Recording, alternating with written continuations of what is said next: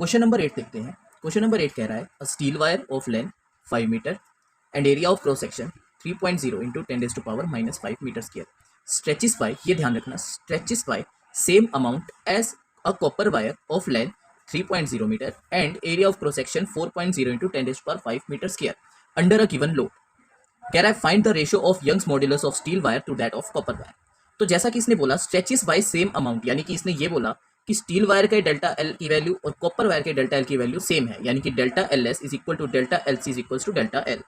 और जो फोर्स यानी कि गिवन लोड बोला है ना, यहाँ देखो क्वेश्चन में गिवन लोड बोला है, तो force on steel wire is equal to force on copper wire is equal to F. Length दे रखी है स्टील वायर की 5 मीटर, लेंथ दे रखी है कॉपर वायर की 3 metre, area of cross section steel wire का दे रखा है 3 इंटू 10⁻⁻5 मीटर स्क्वायर और कॉपर वायर का एरिया भी दे रखा है 4.0 इंटू 10⁻⁻5 मीटर स्क्वायर। और आपसे दोनों वायर्स के यंग्स मॉड्यूलस का रेशो पूछा है। अब हम क्या करेंगे, यंग्स मॉड्यूलस का फॉर्मूला लिखेंगे, जो वैल्यू सेम है लाइक डेल्टा एल, फोर्स जो सेम है, और यंग्स मॉड्यूलस का हम क्या करेंगे, जो चीज़ें सेम है उन्हें एक तरफ रखेंगे और दूसरी तरफ हम एक इक्वेशन बना लेंगे फॉर्मूले से, जो चीज़ें फॉर्मूले में दी हुई। सो देखो y is equal to F upon A into L by delta L है। फोर्स और इलोंगेशन यानी कि डेल्टा एल सेम थी, उन्हें एक तरफ रखा और उसके पैरेलली हमारे पास ये फॉर्मूला बन गया Y A upon L by cross multiplication. अब स्टील के लिए ये क्या बनेगा, देखो Y S into A S upon L S is equal to F delta L, और कॉपर के लिए बनेगा Y C into A C upon L C is equal to F delta L. देखो दोनों केस में ये दोनों वैल्यू सेम है, ये वाली वैल्यू सेम है, क्यों, क्योंकि यहाँ पर दे रखा है।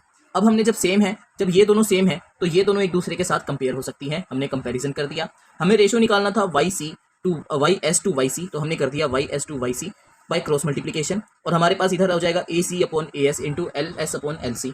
जो ये वैल्यूज़ हैं उनको हमने भर करके हमने सॉल्व किया, तो हमारे पास ये सॉल्व होकर के आता है। जो चीज़ें कैंसिल हो सकती थी उन्हें कैंसिल किया, 10⁻⁻5 10⁻⁻5 कैंसिल हो गई, 4 इंटू 5 बना 20, 3 इंटू 3 बना 9, 20 अपॉन 9 करा, सोल्व करके हमारे पास ये वैल्यू आई 2.22 न्यूटन पर मीटर स्क्वायर, क्योंकि रेशो में आ जाएगा तो रेशो की खैर यूनिट नहीं होती, तो ये 2.22 आंसर रहेगा जैसा कि आपकी बुक में मेंशन कर रखा है।